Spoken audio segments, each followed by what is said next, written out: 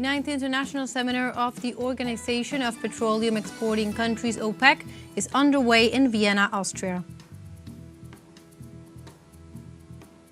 In the United States, authorities registered over 110 people dead and more than 170 missing in 6 central Texas counties following devastating floods. In Palestine, the Hamas resistance movement stated that it will continue its efforts to ensure the success of negotiations to end Israeli aggression and establish a permanent ceasefire in Gaza.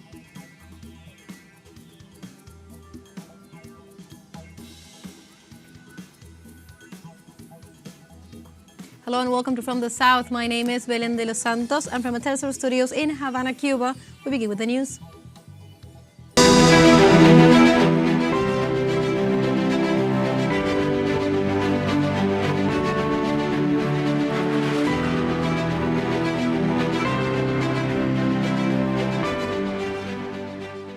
We now begin with the information. In Austria, the 9th International Seminar of the Organization of Petroleum Exporting Countries, OPEC, considered one of the most important events in the energy industry, is underway in Vienna. The seminar will take place from July 9th to the 10th under the theme Charting Pathways Together, the Future of Global Energy.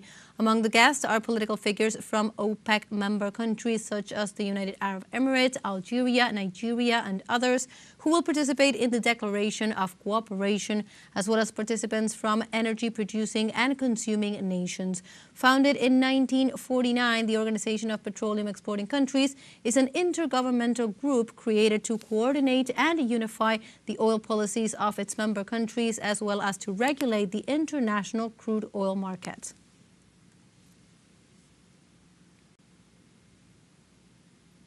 In this context, Venezuelan Executive Vice President and Hydrocarbons Minister Delcy Rodriguez took part in the 9th International Seminar of the Organization of Petroleum Exporting Countries in Vienna. Rodriguez stressed that energy transition must be balanced and called for the end of aggressions to energy exporting countries. The Venezuelan Vice President stated that the energy trilemma allows guaranteeing its future supply and its accessibility. During the event, important topics such as energy transitions, market stability, energy security, investment, technology, innovation, and much more is to be addressed.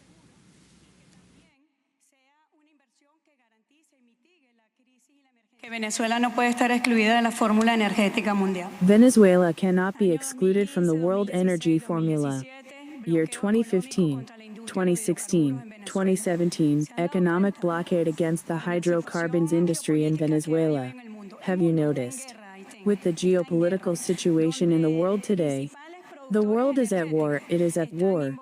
Where the main energy producers are involved, where the main energy consumers are targeted, where Zionist expansionism threatens an important oil and gas producing region. Where 3 countries that are sitting here, Libya, Iraq, Venezuela, have been in the spotlight. 26% of the world's oil production today is under unilateral coercive measures. 46% of the world's oil reserves are under unilateral coercive measures. In an exclusive interview for teleSUR, Venezuelan Vice President Delcy Rodriguez stressed the impact that Western unilateral coercive measures have on oil-producing countries and the importance of their immediate removal to guarantee stability and accessibility. The issue of financing the energy transition and the energy future of the peoples of the world cannot be seen in isolation without considering the geopolitical factor. The geopolitical factor where major producers and holders of oil and gas reserves are under sanctions by the West. Unilateral sanctions, unilateral coercive measures, illegal sanctions, these are the economic wars. The world is at war. And economic warfare is also a form, it is an expression of aggression against countries. In the case of Venezuela, as you know, Venezuela is under economic war, an economic aggression that hit mainly the hydrocarbons industry. It is very important to keep in mind for the future that if we consider investment in fossil energy, investment in renewable energies, there must be a balance to be able to guarantee what is called the energy trilemma. The Venezuelan vice president also took this opportunity to explain what the so-called energy trilemma is. The energy trilemma is to guarantee energy supply. Second, that it be accessible to the people, because what is happening today, more than 2 billion people in the world, especially in the global south, cook with fuels that are highly polluting, harmful to health, causing millions of people, children, to die every year, causing disruption and impact on the environment. And a third element has to do with the climate emergency. Therefore, for this energy trilemma to be guaranteed, and for there to be energy security, there must be investment security today. President Rodriguez also warned of the impact that new technologies like artificial intelligence, for example, will have unless responsible actions are taken and Western hegemonic policies end. In 2 years, artificial intelligence is going to require all the electrical energy that Japan needs, for example. Energy today, if you look at the power grid, more than half of it comes from coal and gas. It means investment in fossil energy. So if there is no responsible balance, there will be disturbances, and the warning given by Venezuela that the geopolitical factor, where the West, where the global North pretends with a hegemonism and disuse to create situations of disturbance in the whole planet, where the planet is certainly at war. Why is it at war? Because there is an expansion of Zionism, because NATO has a policy of controlling major countries that have reserves and are major oil producers. Where NATO is also targeting strategic countries such as China, which is the world's leading economy, where they have also launched a trade war from the United States, which suddenly surprises the world, its neighbors, surprises Mexico, Canada, also oil producers. So there is a situation where hydrocarbon resources are at the center of geopolitics, and measures and actions must be taken through the mechanisms we have. Precisely in the framework of the 9th OPEC International Seminar, the Venezuelan Vice President met with the Minister of Energy of Saudi Arabia, Abdulaziz bin Salman Al Saud. In the gathering, the top officials discussed cooperation with OPEC and OPEC Plus and highlighted the cohesion and unity of the organization. In addition, Rodriguez and Al Saud assessed the progress and functioning of the OPEC Plus agreement in the interest of international energy balance.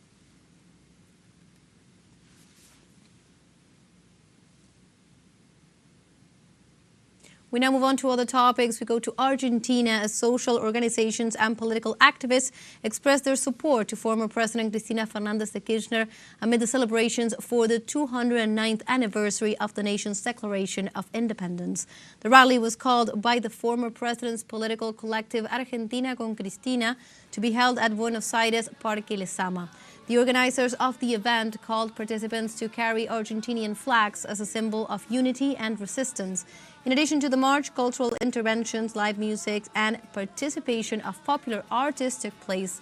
The former president is serving a house sentence after the controversial ruling of the Supreme Court in the so-called Vialidad case, a judicial decision that continues to generate rejection in vast popular sectors.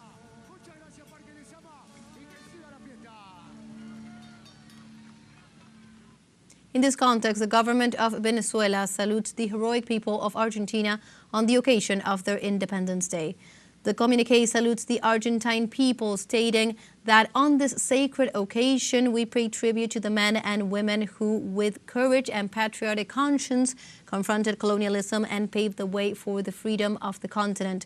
Figures such as Manuel Belgrano, Juana Azurduy, Martín Miguel de Güemes, and José de San Martín embody a heroic deed that transcends national borders and was inscribed in the heart of our America as a symbol of the struggle for justice, sovereignty, and dignity of the peoples. The statement ends by saying that from the land of Bolívar, we reiterate our respect, admiration, and solidarity with the Argentine people, convinced that the cause of independence, yesterday and today, is also the cause of Latin American dignity.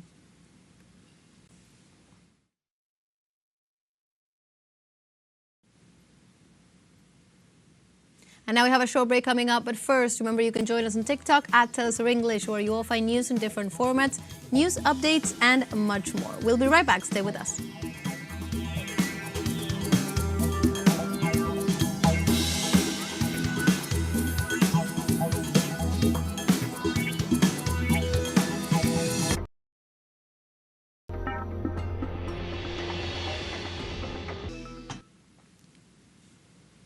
Welcome back to From the South. We continue with more information. On Wednesday, U.S. President Donald Trump continued escalating his trade war by announcing new tariffs for 6 countries.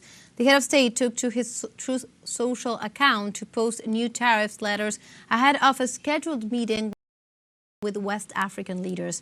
The separate letters are addressed to Brunei, the Philippines, Iraq, Algeria, Moldova, and Libya, with rates ranging from 20 to 30%. The moves comes 2 days after announcing plans for up to 40% tariffs on goods imported from other 14 countries, including Bangladesh, Japan, and South Korea. Trump stated that these could be modified upward or downward, depending on future negotiations with the White House.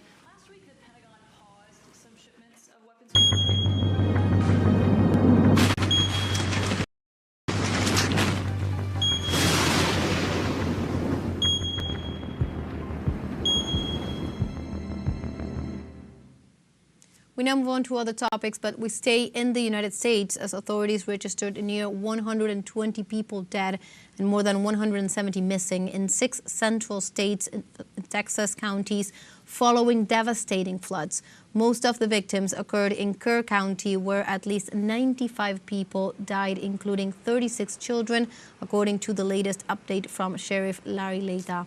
In addition, 161 people remain missing in Kerr, as Texas Governor Greg Abbott added that about a dozen are also missing in other regions of the state. Besides Kerr, the counties most affected by the flooding includes Travis, Kendall, Burnett, Williamson, and Tom Green, where hundreds of volunteers and more than 20 state agencies are participating in rescue efforts. In this context, roads and low-water crossings in central Texas remain closed as the population is being asked by authorities not to conduct unsupervised debris management.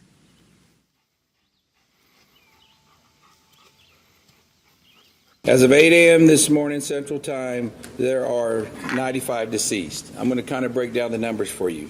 On adults, there's 59, unidentified 14.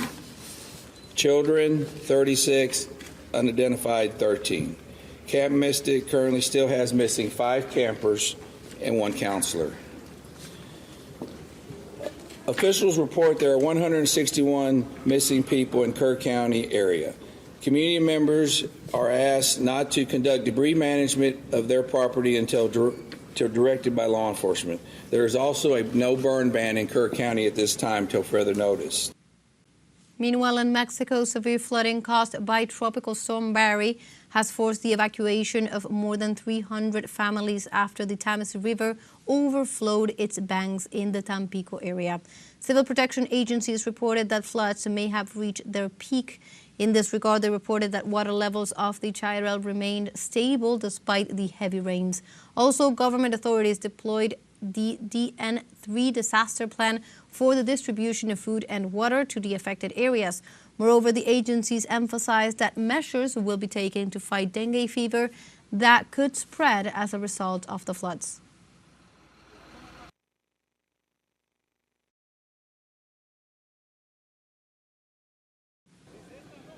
And Chinese authorities have reported damages in the northwest and southern regions of the country due to heavy rains as well. Precisely in the northwestern Chinese province of Shaanxi, more than 1,545 residents were reportedly evacuated due to flooding that submerged streets and infrastructure in several urban neighborhoods.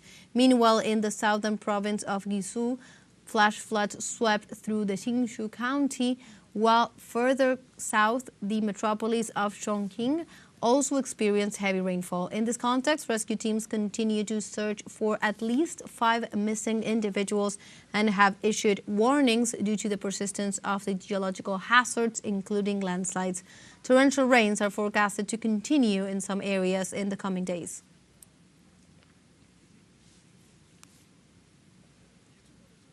A recent study suggests that human-caused climate change is responsible for the death of approximately 1,500 people during the recent heat wave in Europe. From June 23rd to July 2nd, scientists at Imperial College and the London School of Hygiene and Tropical Medicine used peer-reviewed techniques to estimate that approximately 2,300 people in 12 cities have likely died from heat during periods of high temperatures. They claim that 1,500 of those deaths were due to climate change alone. The researchers found that greenhouse gases caused an additional 2 to 4 degrees Celsius of heat on top of what would be a more natural heat wave.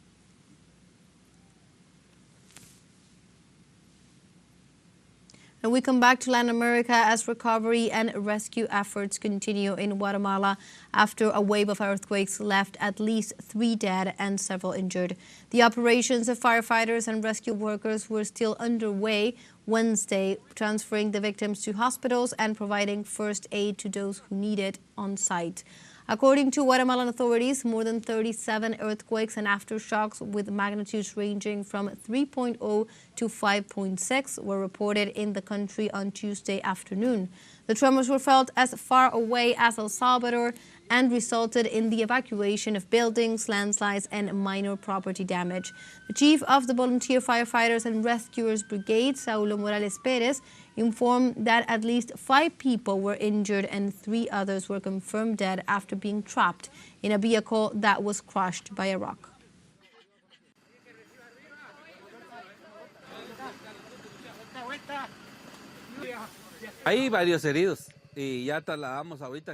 There are several people injured. As you saw, we have already transferred in cars the 5 injured. We have 3 people dead.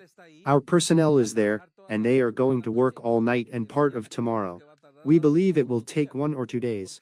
It's a huge rock on top of a vehicle with 3 bodies inside. Residents of the communities affected by the earthquakes decided to take cover in the local football field for fear of new aftershocks.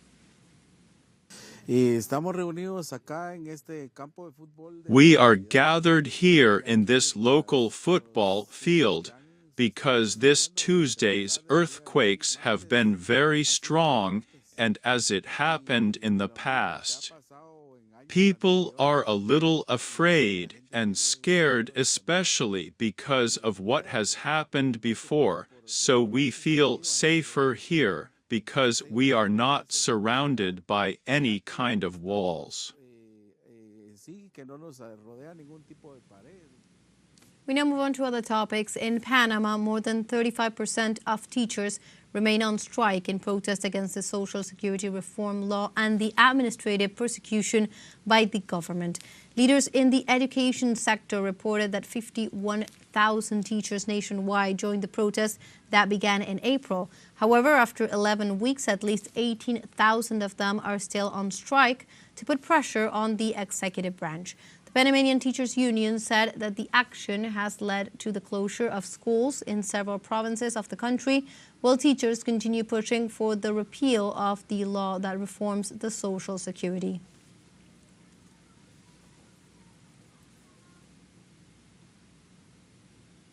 We have a second short break coming up, but before we invite you to visit our Facebook page at teleSUR English. There you'll be able to watch our top stories, special live coverages, and much more. Follow the page and activate notifications to stay up to date on the world's most recent events. Final short break, don't go away.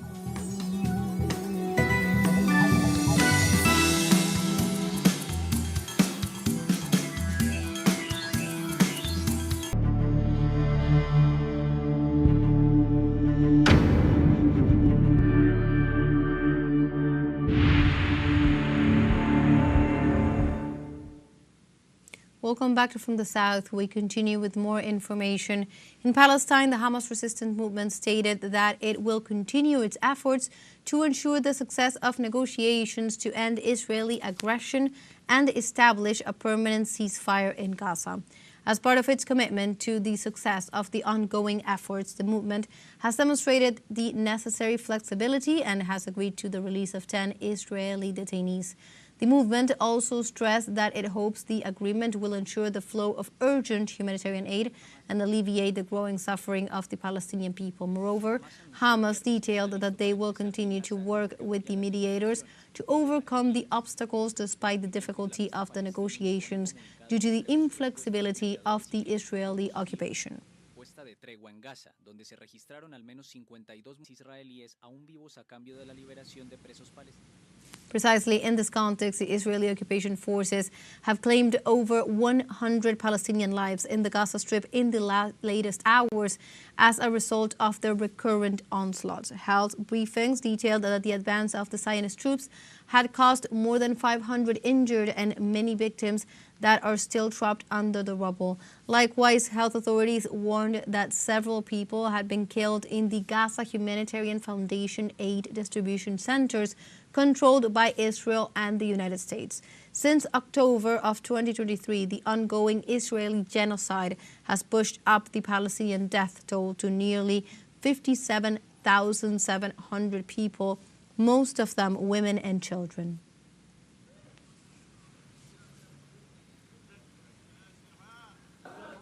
And on Wednesday, the Yemeni Houthis claimed authorship of an airstrike on the Eternity Sea vessel in the Red Sea. Military spokesman Yahya Saree confirmed so, adding that this vessel was headed towards a port in occupied Palestine. The naval force of the Yemeni armed forces targeted the ship, Eternity Sea, as it was headed towards the al-Rush in occupied Palestine. After the operation, a group of special forces from the Yemeni Navy moved to rescue a number of the ship's crew, provide them with medical care, and transport them to a safe location. And like this, we have come to the end of this news brief. You can find these and many other stories on our website on telesurenglish.net. And also join us on social media. We are on Facebook, X, Instagram, Telegram, and TikTok as well. For TeleSUR English, my name is Belén de los Santos. Thank you for watching.